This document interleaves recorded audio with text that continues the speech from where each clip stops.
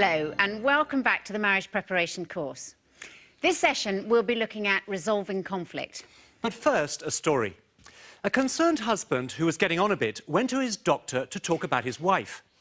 The husband said, "Doctor, I think my wife is getting very deaf because she never hears me the first time and I always have to repeat everything I say." The doctor told him, "Go home and tonight stand some distance from her and say something. If she doesn't reply, move a bit closer and say it again. Keep doing this until she responds. Then we can get an idea of the severity of her deafness." So the husband goes home and does exactly what the doctor has instructed. He starts off the other side of the kitchen behind his wife, who has her back turned, chopping some vegetables. And he says to her, "Darling, what are you cooking?" No response. He moves closer and asks again. Still no response. He moves closer. Still no reply. At this point, he gets fed up and moves right up behind her and yells into her ear, "Darling, what are you cooking?" At which point she turns round and says in an exasperated voice, "For the 5th time I said lamb curry." At times of disagreement, it's easy to blame each other, but it may be that the problem lies with us. I always blame Deborah for every single problem that happens in my life. Yes, that's probably the case. Last night, for example, I almost ran over these two people at a zebra crossing, and it was Deborah's fault for some reason. I don't know how I quite made it your fault, but I found a way to make it her fault. Then I almost ran into a bus right after that, and it was her fault as well. And then I took the wrong direction, and that was your fault too. So yeah, we do that. We do blame each other quite a bit. Conflict is an inevitable and normal part of any marriage.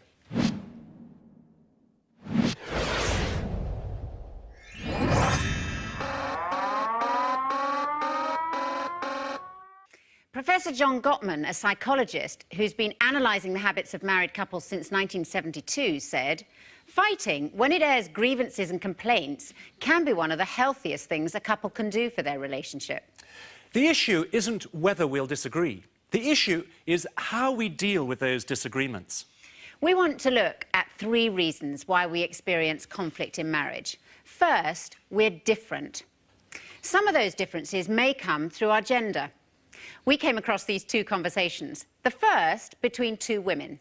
Woman 1, "Have you had a haircut?" Woman 2, "Yes, I have. Thanks for noticing." Woman 1, "It really suits you." "Oh, do you think so? You don't think it's too short?" "No, you've got such a great shaped face. I could never get away with it that short." "I think you'd look great with it short too, especially with your cheekbones." "No, but with my curly hair it wouldn't work. It looks so much better with straight hair like yours." "Oh, but straight hair is so boring." The second conversation was between 2 men. Man 1, "Haircut." Man 2, "Yeah. Did you see the football last night?" There's probably some truth in that somewhere. But we suggest you guard against gender stereotypes. Your wife may be very different from your mother or your sister. Your husband not at all like your father or brother. We're all individuals, and we come into marriage with different backgrounds, different desires, different priorities, and different personalities. No couple will agree on everything. So, the first reason for conflict is we're all different. And the second reason is that we're all selfish. Let's admit it. It's easier for us to focus on my desires, my opinions, my needs, than on those of our husband or wife. I was really shocked when I got married to discover, actually, that I was a lot more selfish than I realised. I thought I was quite relaxed about most things, and suddenly sharing my life, my space, my living space was very challenging. And for me, it was like having a mirror up to my face saying, "This is how selfish I am," and it was very alarming. But we talked a lot about that, and a lot of things just aren't important, so you actually just have to be honest enough to work through them. And I hope I'm a little less selfish now. The third reason for conflict is that we've given up our independence. It takes adjustment to remember to take the other person into account all the time. Sometimes we may not even realise that we're still acting as though we're single. There's areas where I've recognised my own self-centredness in a relationship, especially when you spend a lot of time on your own prior, you sort of like, you don't have to think too much about somebody else. You just sort of like do your own thing, come and go as and when you need to, you know. From work and working late, I'll sort of stay there and just get on with it and come home. I mean, for an example, it's like, you know, as a teacher, you do after-school clubs and stuff like that. I sometimes forget to, well, not even think about phoning Steve and saying, oh, you know, I'm going to be late. And I'd sort of stay there, do my work, and then come home. And it's like gone 7 o'clock, and Steve's not known where I've been, like, you know, what's happened to me. School finishes at 3:30, and I'm like coming home at 7. And he's wondered, and like, you know, that's been a problem. And I mean, I think it's about organising your time as well, so that you don't just spend a lot of time doing what you want to do. Because I like going to the gym, and I found that if I go to the gym once work is done, I'll get home for about 7:30, which means most of the evening's gone. So what I try to do is I try to go to the gym in the morning, when Hazel's at work, if I'm doing it late, or on a weekend if you're busy or something. So it's about making time as well, and not just thinking about what you want to do. You've got to think about the other person. Mike Mason, in his book The Mystery of Marriage, describes what it means to give up our independence. He writes, "A marriage or a marriage partner may be compared to a great tree growing right up through the centre of one's living room. It is something that is just there, and it is huge, and everything has been built around it. And wherever one happens to be going, to the fridge, to bed, to the bathroom, or out of the front door, the tree has to be taken into account. It cannot be gone through, it must respectfully be gone around. It is somehow bigger and stronger than oneself. True, it could be chopped down, but not without tearing the house apart. And certainly it is beautiful, unique, exotic, but also, let's face it, it is at times an enormous inconvenience." Marriage means we can no longer do just what we want, when we want. And if we keep doing our own thing and fail to take each other into account, this can lead to frustration and anger. So, how do we resolve conflict effectively? First of all, we need to learn to handle our anger.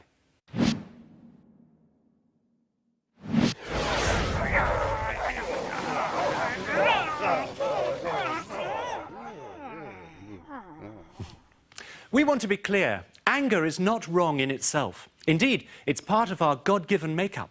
It's what we feel when something is wrong, when something needs to be sorted out, when we or someone else has been unjustly treated or hurt or offended.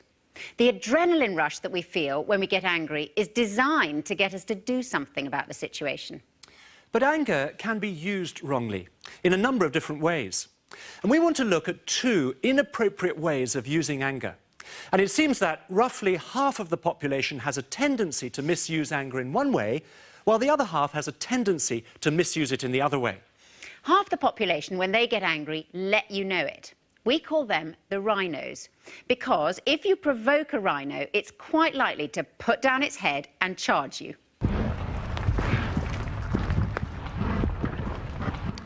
The other half of the population hide their anger. When they're angry, they become quieter or withdraw. We call them the hedgehogs, because when a hedgehog is threatened, it curls itself up into a ball and sticks out its prickles to keep others at a distance. It's not that the hedgehogs don't feel anger, but they display it differently. They may withhold affection or suddenly develop very selective hearing towards their husband or wife. And hedgehog behaviour is just as damaging in a marriage as rhino behaviour. People who behave like this might think, I don't want to deal with this, or if I don't do anything about it, it will go away. But in reality, the anger doesn't go away. It's just buried. And when we can't hold any more anger inside us, we're liable to explode in one way or another. Both rhinos and hedgehogs must learn to handle their anger properly. Uncontrolled anger has terrible consequences. With rhino behaviour, a husband or wife lives with the constant fear of an explosion. And with hedgehog behaviour, there's an erosion of intimacy as resentment builds up. Both are damaging and ineffective ways of resolving conflict. We want you to ask yourself, which way do I have a tendency to go? In case you're not sure, you just might want to check with your fiancé, who may have a better idea.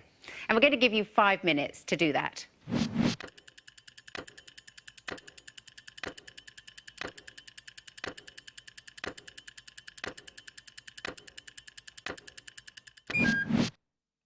Let's see what you've discovered. Put up a hand if you think you're marrying someone with rhino tendencies. OK. Now put up a hand if you think you're marrying someone with hedgehog tendencies. Yeah, that's about half and half. And finally, put up a hand if you're marrying someone who's the opposite to yourself. We're amazed every time we ask those questions how often rhinos are marrying hedgehogs. As you may have guessed by now, I'm the rhino and Nikki's the hedgehog. But that's fine. We just have to be aware of our own tendency and learn to control it. I'm a rhino and Chris is a hedgehog, and it's caused quite a few problems in the past, but now we understand what that means. I understand now how I need to draw Chris out when he's run away and curled up in a ball, and you've learnt to cope with me as a Yes. rhino a bit more, haven't you? A bit more, yes. When you're on full flight, it gets a bit frightening. But yes, it's been quite interesting. I don't have to curl up in a little prickly ball as much as I used to, do I? No, no. So I don't charge quite as much now as I used to. So, resolving conflict requires us to learn to handle our anger properly. We're going to be looking later at how rhinos and hedgehogs can air disagreements in a constructive way without hurting each other in the process. We're going to look now at the next thing that's important for resolving conflict.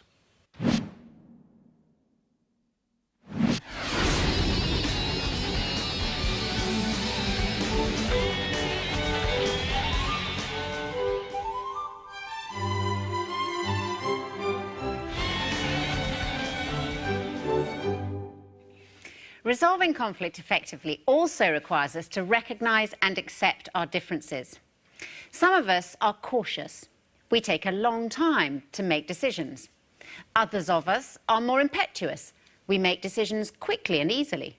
Some of us are more focused on tasks. We set ourselves goals and seek to get the job done quickly and efficiently. Others of us are more focused on relationships. We're always considering how what we're doing is affecting others. Some of us are highly organised. We make plans well in advance. Others of us prefer to just go with the flow. We like to keep our options open in case we find a better alternative or perhaps even a cheaper deal.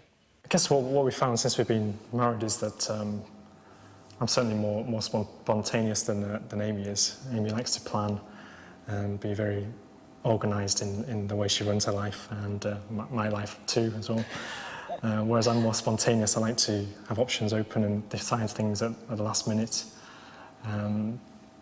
And I guess that in the way we approach dates as well, I like to be a bit more spontaneous about our dates, see what's available at the time, check out the latest offers, who's in town and what's going on, whereas Amy's certainly more likes to know a few weeks in advance, if not months. Yeah, I think that's true, actually. I do like to schedule things in. I like to know what's happening. So Jason brought up having dates, and Jason likes to be more spontaneous about things. And I found that actually that's not such a bad thing. At first, I got quite frustrated because I didn't know what we were going to be doing, you know, and I need to know like months in advance so that I could just block it out. But then I realised actually not knowing had a certain edge of mystery and excitement to it. So we're learning to compromise on that. We're learning to schedule in dates, but also I'm learning not to panic if I don't know what's happening until like the day before. Another difference between us may be that one of us likes to take the lead, to be in charge and to initiate change, while the other one prefers to support. They like to help others fulfil their goals. As we said on session 1, some of us are extroverts like me. An extrovert is someone who's restored and reinvigorated through spending time with other people. Others are more introverted like Nikki. He restores his energy through spending time alone. While these differences between us can cause friction, actually they're also a good thing, as it's through our differences that we complement each other. Our main differences, I think, is I'm a bit of a doer. I like to do things, I like to get things done, I like to be spontaneous. Hazel's not, you know, which isn't a bad thing, because I think you need to bounce off of one another. I tend to rush in a bit, but then things get done, whereas Hazel will sit back and think a bit more. I like to call it maybe planning. think a bit more. It's planning. But I think it works well because I think if I married a girl that was a bit like me, she'd drive me up the wall. So we mix well and it gels well. I think that's why it works. I think because we are, you know, different in that sense. We must recognise and accept our differences. One attitude is not better or worse than the other. It's just different. And we can't expect to change each other. And anyway, it would be boring if we were the same in everything. There's one very significant area where many couples have a very different approach, and that's with the issue of money. The main reason for arguments about money is our different approaches to working out our finances. When Nikki and I got married, our attitudes towards money were very different. I think that had a lot to do with our personalities, although our parents probably helped to shape our views as well. If you look at the three choices of what we can do with money, save it, spend it, or give it away, I'd say Nikki and I have always agreed on how much and when we should give. But with the other two options, we're poles apart. You can say that again. I think I describe myself more as a natural saver, while Scylla's more of a natural spender. And by that, I don't mean that Scylla's in any way a compulsive shopper, nor does she particularly enjoy shopping any more than I do. It's just that she finds it easier to spend money than I do. In fact, quite a bit easier. When we were first married, we went into overdraft every month, as you'd heard before. Because of Nikki's saving tendencies, he'd put enough aside to pay it off. But every month, I ended up feeling guilty for overspending, and Nikki felt resentful about it. At that stage, we both thought that I was better with money than Scylla. And it was only after 15 years of marriage and quite a lot of conflict that it all came to a head and we had a big discussion. And it suddenly came home to me that I'm not better. In one sense, Scylla's much better with money than I am. She's incredibly generous. She's good at working out what's needed each week, as well as buying occasional treats and surprises for the family and presents for others. It was at the point of our big discussion that we both realised we're better at different things. Nikki is better at managing money, and I suppose I'm better at using money. That realisation made all the difference to us. Admittedly, we did have to sit down and work out a proper budget, which helped a lot. But I can honestly say that since then, I've not felt any resentment of the way that Scylla spends more easily than I do. Rather, I appreciate what Scylla is good at, and we've recognised how we can help each other. Scylla certainly helps me not to be overcautious, and I try to help Scylla to keep account. We can now see it would have been a lot better not to have waited 15 years to do our first proper budget. So, it's worth being aware that we're very likely to have different approaches to finances. I'm definitely the spender in the relationship. And I'm definitely a saver. Before we got married, at the end of a month, before I'd get my next salary, I found it quite exciting if I had hardly anything left the last 10 days. And I get more excited about saving money than actually spending it. And so that has been quite a thing in our relationship, hasn't it? So when we first got married, I got relatively frightened by Inger's way of spending the money, and she didn't think it was much fun that we tried to save any money. So we had to sit down and talk about it. And what we decided was that all our money just goes into one pot, and then each month, each person gets a sort of small slice of that money, and we can do anything we want with that money. And the other person can't say anything about how it's spent or how it's saved. And within the first 2 days, my money is usually gone. And I often manage to roll over a big chunk of it until the next month. Another issue where Nikki and I are very different is our approach to catching trains, planes and ferries. My way is to get there with plenty of time to spare. I like to have time to buy a magazine for the journey, have a cup of coffee and just hang around watching people. I like to get there at the last possible minute. As Winston Churchill once said, I like to give the train a sporting chance. It feels to me like a waste of time to get there early when I could be doing useful things at home. It's always been clear to me how Scylla takes after her father. The fact that I take after my father, who died 7 years ago, only came home to me very recently. I was travelling with my mother the other day, and I'd left at the last possible minute as usual. And as we were standing on the platform, she said to me, I'd forgotten until today what it was like travelling with your father. I don't know how I lived with it for 42 years. Well, since then, I've made a new resolution to leave more time to make it less stressful for Scilla, and if I'm perfectly honest, for myself as well. And I have to remind myself that I'm glad Nicky's not like my father, who always got us to places hours early, much to my embarrassment. So, we balance each other out. If it was all up to Scilla, we'd arrive far too early, and if it was all up to me, we'd always be in a rush.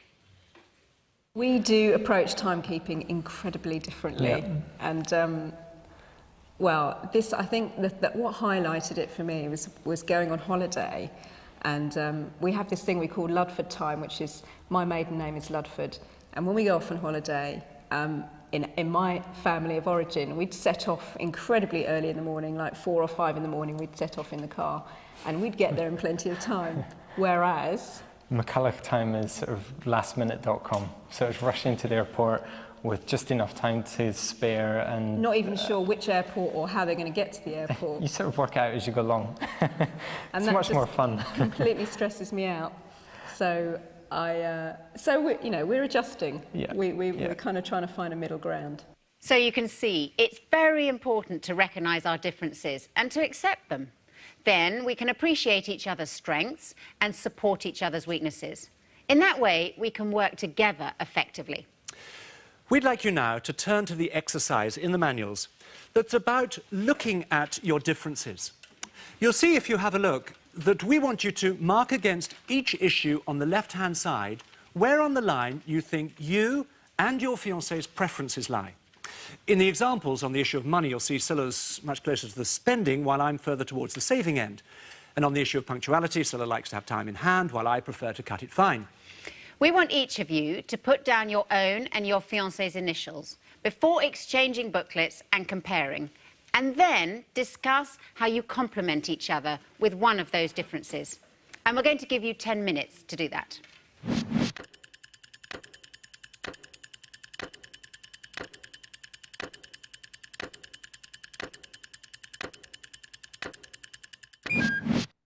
The third area for resolving conflict effectively is to look for solutions together.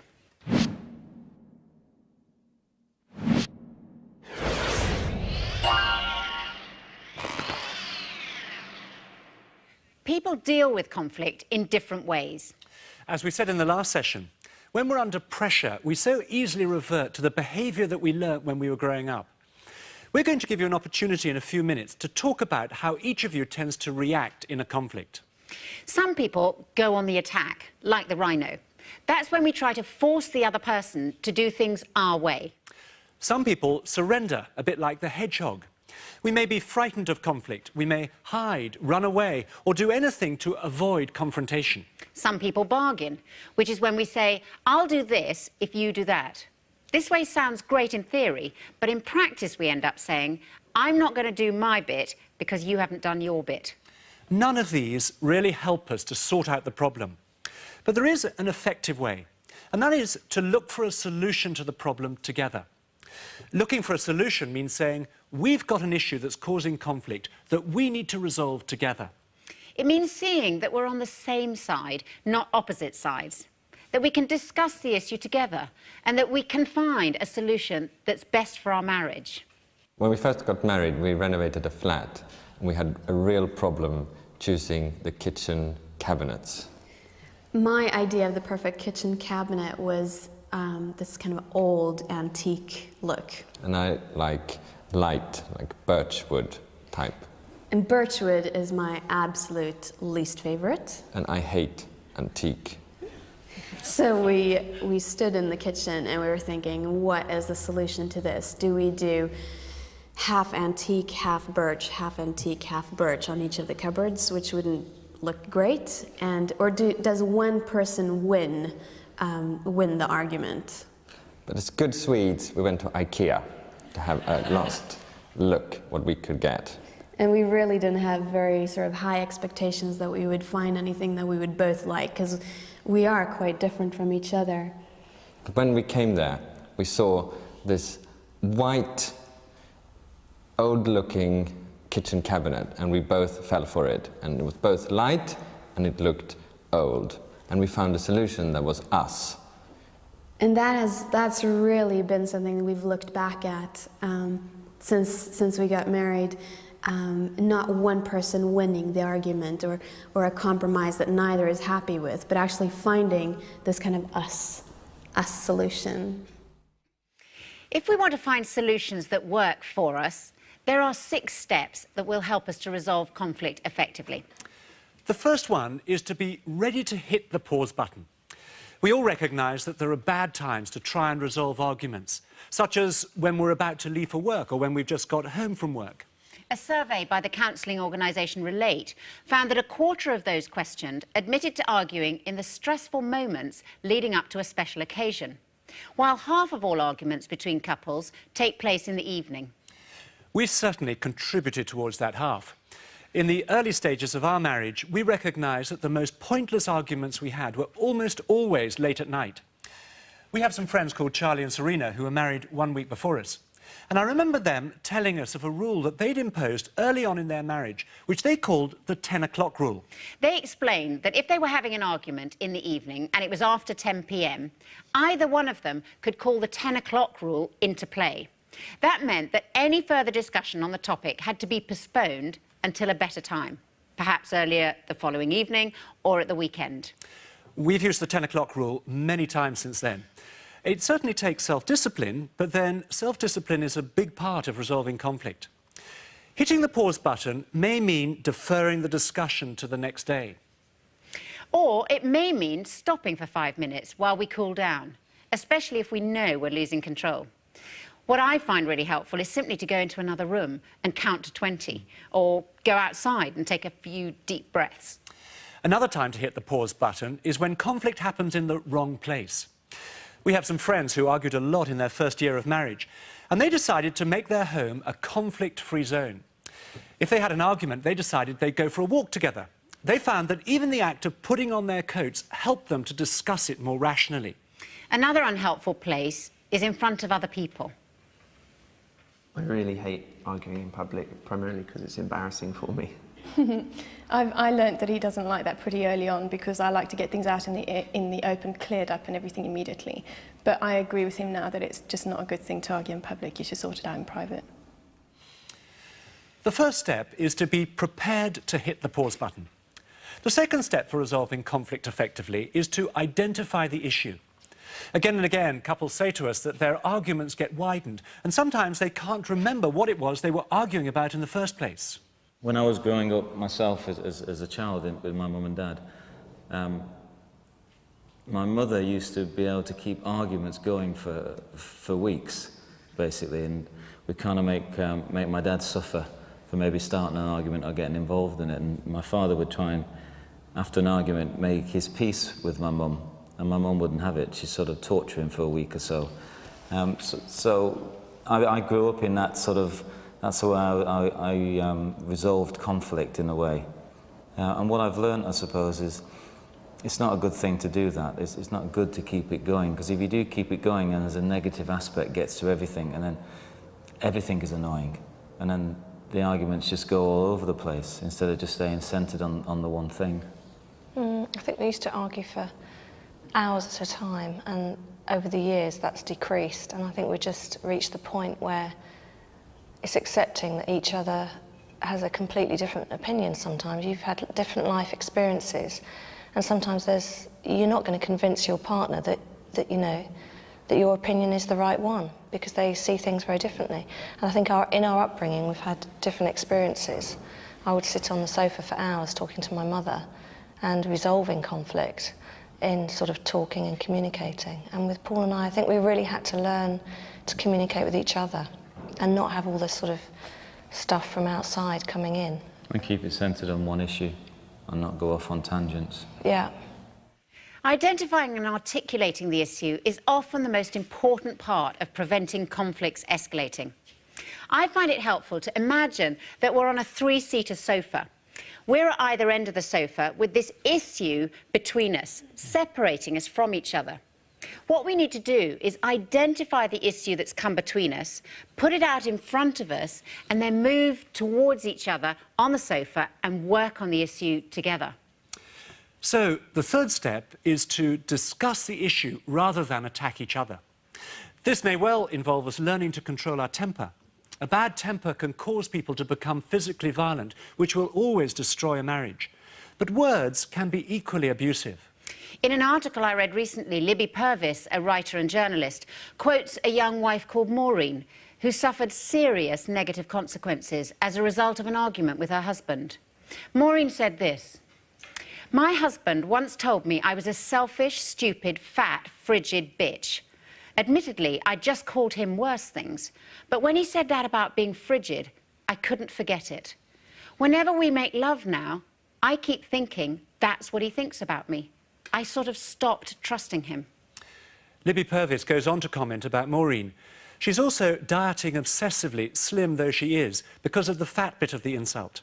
The old line, "angry people always say things they don't mean," is counterbalanced by the equally old line that only when you're angry do you dare say what you really mean. Most of us have a fairly total recall of things said to us in anger. Avoiding labelling each other will help us not to attack each other. I remember the vicar who married us giving us a very helpful tip. He said there are 2 phrases to avoid at all costs in marriage: "you always" and "you never." When we use these phrases, we start to label each other's character. "You never lift a finger to help," or "you always tell other people our secrets," or "you always make us late."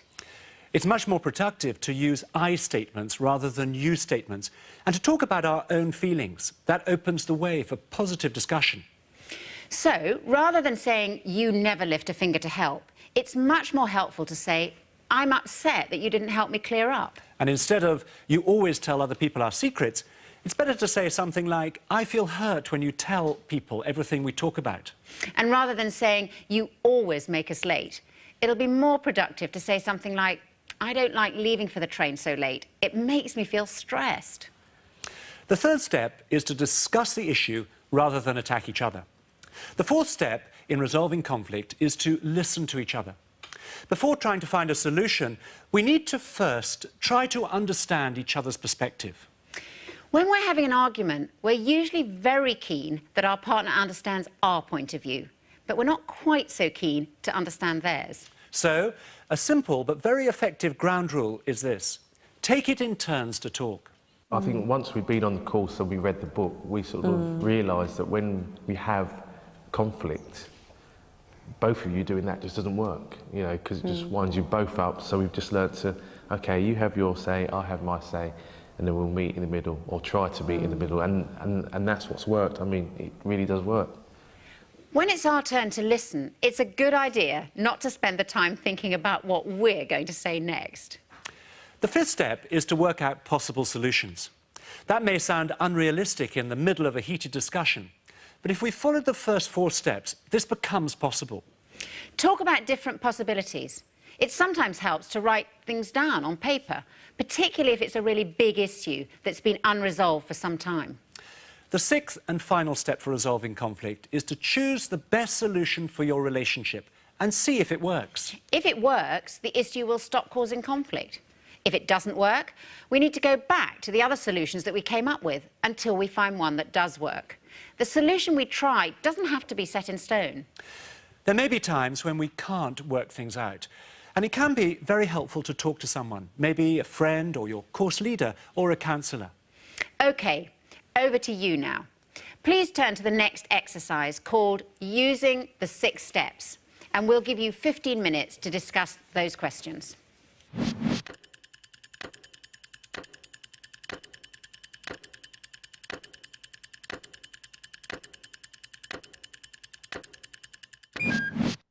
Given that finances are such a big issue for so many couples, we want to spend this next section addressing the subject of how we sort out our money.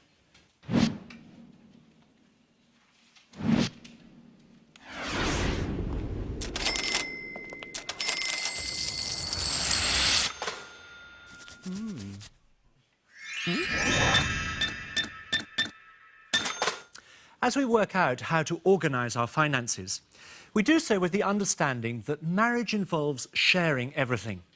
In the marriage service, the bride and groom say to each other, "All that I am, I give to you, and all that I have, I share with you. Sometimes that's easier said than done. I remember a woman who'd been married for a few years saying to us, "I was fine with money until I had to share it." Every couple needs to set aside time to discuss finances. We need clear understanding and agreement between us. We store up problems for the future if we fail to talk about how we will use our money.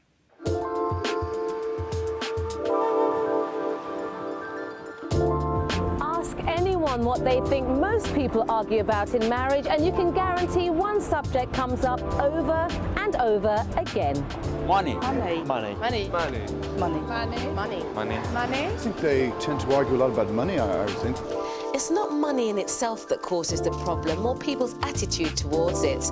And clashes come when couples have differing views on how to approach the whole area of their finances. Before Nigel and Lizzie got married, they both assumed that Nigel would organise their finances because that's what both their fathers had done.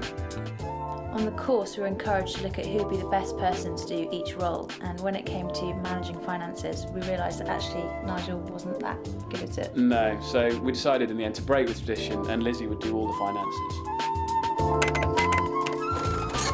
There's a saying that failing to plan is planning to fail. And I think if we planned more and we were wiser and better stewards of what we had, then it wouldn't create the problems that it does. Debt is at record levels. Credit card debts, for example, have increased fivefold in the last decade, and the average debt is now a third higher than the average income. Incurring debt can put a great strain on a marriage. Admitting there's a problem is the first step to recovery. That's what happened to Julianne. Her compulsive spending nearly cost her her 10-year marriage to Rick. It got to the point where I couldn't even make the minimum payment on a credit card my husband knew nothing about. So one evening I had to just come clean about it, and I could tell he was just devastated. He never thought that I would lie to him, and that's what it was lying. And it hurt because I never purposely set out to be deceitful about finances with Rick. Two things here. The first thing is to talk about it with your partner, because by and large most partners will be very supportive of you in that situation, and don't let it drag on because it'll just make it worse. Secondly, if you do not feel that between the two of you you're capable of dealing with this matter, then go to the Citizens Advice Bureau, go to see an independent financial advisor and ask for some help. Really, just getting even help from friends or family will start you on the road to solving the problem. What you mustn't do is bury it. The first thing I had to do was make a decision is, do I want to keep my marriage? And what am I willing to do to keep it? And finances is something that I could control, how much I spend and how much I tell my husband, and that I don't lie to him. And the second thing was accountability and letting Rick know what's going on. He didn't want to lord over me or control me, but he would like to know if we don't have enough money to buy something, tell me we don't have enough money to buy something. So that was the second thing we did. And the third thing is we called a credit card company and asked them to lower our credit line to $300. You can do very little damage with that. And over time, here I am, and I can be trusted with a maximum credit card because I've matured, I've grown up, and I've made a decision that it's not worth it to lose my marriage.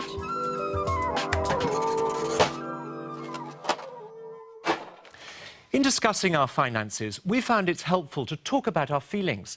Does money fascinate us or bore us? Does it make us feel anxious or confident or excited or guilty or out of control? The aim in marriage is to develop a dynamic partnership. This requires honesty about the present, including the state of our finances and our feelings about money. It requires encouraging each other and forgiving each other for mistakes we might have made in the past. And it requires an agreement about how we'll organise for the future. We want you now to look at the exercise in your manuals discussing your finances. Spend a few minutes filling in your answers and then discuss what you've each put. And we're going to give you 10 minutes.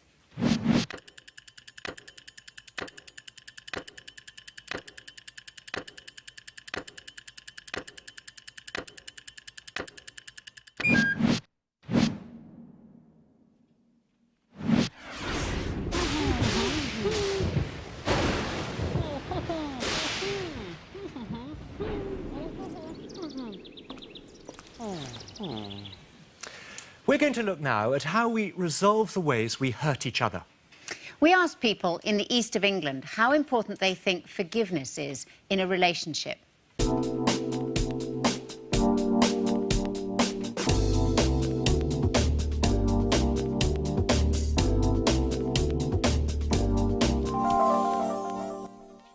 How important is forgiveness in marriage? It's very important. Forgiveness in marriage is what makes it go round, really. I think it's important, otherwise marriage won't work. So it's compromise and forgiveness, yeah. I would think that forgiveness is very important in a marriage. Forgiveness is absolutely crucial in any marriage. Yeah, absolutely crucial, because everyone falls, everyone betrays others, even those they love, and to keep the communication effective, you have to learn to forgive. I think it's absolutely essential. I think marriage is a compromise, and inevitably there'll be things that go wrong, and parties need to move on if they want to remain married, and yes, they will have to forgive or compromise in some way or other. Forgiveness in a marriage is very important. Absolutely 100% important. I think you need to be able to forgive each other to, you know, keep things going and stuff. Everyone makes mistakes, everyone does things they shouldn't do, but if you're prepared to commit yourself to somebody, then yes, I think that obviously, unless they've done something absolutely terrible, I think you should forgive people, yes. If you're not going to forgive, it's not going to last, really. Anything that I would say is unforgivable. No, I think most things are pretty forgivable. Well, I can only obviously speak from my experience, and my experience, I would say no. Unless you kill them or something like that. Of course, constant infidelity is unforgivable, and uncleanliness. you got to say sorry. You just have to. Yeah. In marriage, it's inevitable that we'll hurt one another in different ways, and usually not deliberately. Often it will be the result of some conflict between us. And that hurt must be healed if our marriage is to flourish. There's a simple but powerful process for healing. Of course, there are different levels of hurt, and the bigger the hurt, the longer it takes for the trust to grow again. But we've seen this process bring healing for very big hurts as well as for small ones. As Scilla said, it's a simple process, but it is challenging. The process has three parts to it. First, identifying the hurt. Secondly, saying sorry where we need to. And then thirdly, forgiving. The first part, then, is identifying the hurt. We must be prepared to tell our husband or wife when they've upset us. That'll be much harder for the hedgehogs amongst us to do. But I know that even rhinos can retreat into sulks and silences. If we try and bury our hurts in the hope that they'll go away, it won't work. If any little thing creeps in between you and you don't bring it up and deal with it quickly, then it can become a major issue. And so I think that's important. Having a sort of agenda of things that you're talking about as we go along. Probably, but I wasn't even thinking as an agenda. I was just thinking if there's something that comes in and that's getting in the way, then it's important to share it and talk it through. If our husband or wife doesn't know why or how they've hurt us, they'll tend to do it again, and our resentment will increase. The second part of the process is learning to say sorry, and we'll have to say it often. Our pride can make sorry the hardest word to say in the whole world, particularly to our partner. But a home where a husband and a wife are willing and able to say sorry to each other is a very liberating place to live. It opens the way for talking about the issue and brings the possibility of change. The third part of the process is forgiveness. Every marriage needs forgiveness at its heart. Forgiveness is the greatest force for healing in a relationship.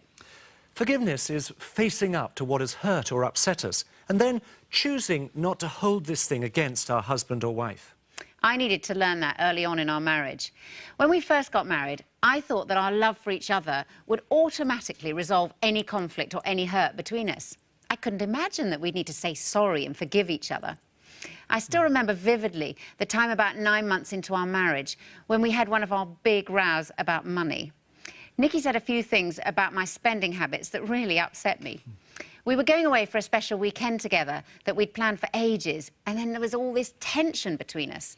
I kept trying to pretend that everything was fine, but it wasn't, and it was really ruining our weekend. I remember I kept asking Scilla, what's the matter? And she kept saying nothing, trying to pretend that everything was all right, but I could tell that it wasn't. Eventually, Scilla did pour it all out to me.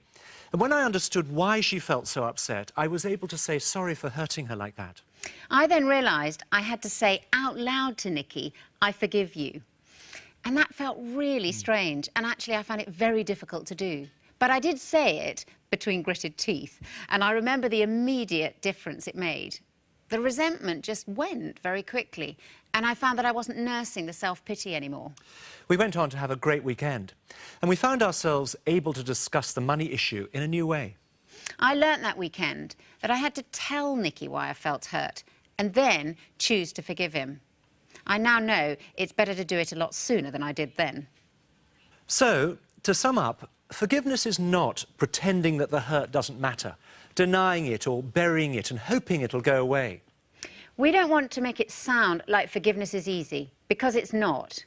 It's hard to forgive because we have to give up something of our sense of justice and what we regard as our rights. We have to give up our self-pity.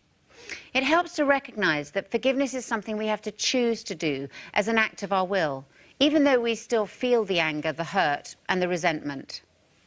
The author Philip Yancey once wrote, "The word resentment expresses what happens if the cycle of blame goes uninterrupted. It means literally to feel again.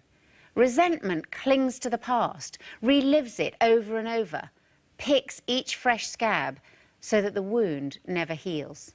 Sometimes, when we've been hurt deeply, forgiveness has to be a process. We have to go on forgiving, sometimes on a daily basis. And every time the memory of the hurt comes back to us, we have to let go of the feelings. And as we do so, the memories have less and less power over us. As the Bible puts it, forgiveness means keeping no record of wrongs. The Christian understanding of forgiveness is that just as God has forgiven us freely, we must forgive each other freely. If we're able to say sorry and to forgive, we will heal the ways we've hurt each other and build intimacy at the heart of our marriage. Now it's time to introduce our guest couple, who are Peter and Lisa. They met at school when they were teenagers, and they've been married for 5.5 years. Welcome, Lisa and Peter. Now, in this whole area of conflict, where do you two come in the spectrum of the rhino and the hedgehog? Well, I guess if I think about myself, I'm definitely a rhino. For me, holding on to issues and hurts and stuff like that is kind of like holding on to a hot coal. And I just want to try and release it, get it out there and deal with the situation, really. I'm the opposite. I'm a hedgehog. And so when Peter confronts me and says, "Hey, this is this and this and this," I kind of just go, "Oh," and want to crawl into a little tiny ball and retreat. And he says, "What's wrong?" And I say, "Nothing." and the typical hedgehog kind of behaviour. So, over the years, what have you done about it? I guess one of the main things for me is to try and focus on the issue, try and attack the issue and not the actual individual, the person. I know we're both pretty hot on not using those labelling phrases like, you always and you never. I have to admit the odd often or frequently creeps in there, but that's something we try and eliminate out of the argument altogether. Yeah. And has your family background affected the way you handle conflict? Yeah, definitely. Peter comes from this really happy family, very together, his parents both together. My family was just as happy, but in a different way. My parents got separated when I was very young, and so I think for me, I was really, really scared of conflict. I've never seen it sort of resolved in a positive way, and so my biggest thing to learn when we first got married was that if we had a fight, it was okay, and Peter wasn't just going to leave. And his commitment to me, when he said, "Till death do us part," he really meant it. And so, yeah, my biggest thing was just realising, actually, he's committed and he's going to stay here, and it will be okay to have arguments and fights. Yeah. That's amazing. Now, we looked earlier at those 6 different steps for resolving conflict. You've already talked, Peter, about the not labelling. Are there others of those steps that have been particularly helpful for you or important for you? I think for me, the first one, when you say, hit the pause button, I know that after about 10:30, I become absolutely incoherent. And, are really emotional and things like that. So if something comes up, an issue comes up, almost guaranteed I will react in a really inappropriate way or just get really angry. So even just saying, actually, let's talk about this tomorrow, is a really important thing, because then I'm much more rational. Yeah. So you use the 10 o'clock rule, or is it 9 o'clock, or 8:30? Kind of depends on the day we've had it. Yeah, yeah, daylight savings and that kind of thing as well comes into play. But I know it's a good judge of sense of humour as well, because jokes that were kind of funny before 10 o'clock were not very funny afterwards. So. And with this whole area of conflict, how important has forgiveness been to you in your marriage? Well, I think over the last 5.5 years it's been really key. I guess what we've come to identify is that it really does pay to deal with the issues as they come along, kind of thing. Because rather than storing them up, saving them up, because otherwise you're dealing with the tidal wave that's been developing over the last kind of days, weeks, even years. Yeah. And so that's been really good for us, I think. I think also for me, forgiveness is really conscious effort. It's, you know, when you have an argument and you say, I forgive you, then it's the next time you have an argument, which seems very similar to the last time. Yes. It's not bringing that up again and sort of biting my tongue and not saying, well, last time you did it and last time you did that. Because each time I do that, I think it gets less and less, and the hold that has on me becomes less and less every time I choose not to bring it up again. Now, if you could give one piece of advice to all these engaged couples, what would it be from your own experience?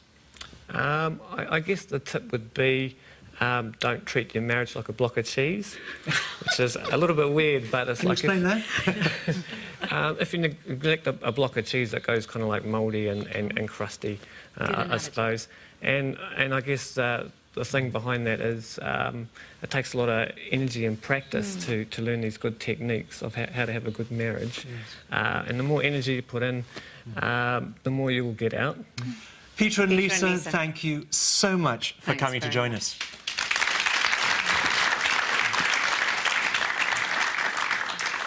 We recommend that you spend some time doing the homework in your manual for this session, as it'll help you to put into practice those 6 steps for resolving conflict that we looked at earlier. It's amazing when we start to listen to each other's point of view and look for solutions, how this brings us closer rather than pushing us apart. We're going to have the next reading from the Bible now. And this one is perhaps the best known of them all. It's taken from 1 Corinthians chapter 13, verses 4 to 8. Love is patient. Love is kind. It does not envy. It does not boast. It is not proud. It is not rude. It's not self-seeking. And it is not easily angered. It keeps no record of wrongs. Love does not delight in evil, but rejoices with the truth. It always protects. Always trusts. Always hopes. Always perseveres.